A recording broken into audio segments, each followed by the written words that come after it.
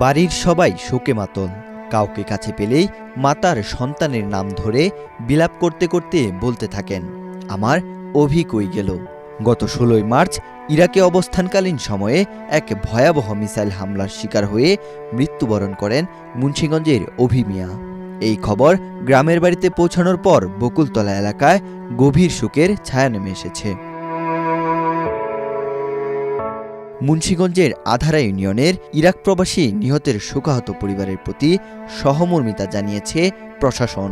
১৮ই March জেলা প্রশাসন ও সদর উপজেলা প্রশাসনের পক্ষ থেকে নিহতের বাড়িতে গিয়ে সহমর্মিতা জানিয়েছেন সহকারী কমিশনার মোহাম্মদ আবু বকর সিদ্দিক। ওদের স্বপ্ন পূরণে পাশে থাকতে পেরে আমরা গর্বিত। এ সময় নিহত ব্যক্তির পরিবারকে জেলা প্রশাসনের পক্ষ থেকে নগদ ২৫,০০০ টাকা, শুকনো খাবার ও ঈদ সামগ্রী দেওয়া হয়। পাশাপাশি নিহত ব্যক্তির লাশ দেশে ফেরত নিয়ে আসা প্রবাসী কল্যাণ ও বৈদেশিক কল্যাণ মন্ত্রণালয় থেকে অনুদান প্রাপ্তিসহ অন্যান্য বিষয়ে জেলা প্রশাসনের পক্ষ থেকে সর্বাত্মক সহযোগিতার আশ্বাস দেন। ওয়াহিদ হুসাইন জিহাদ, বাংলাদেশ প্রতিদিন।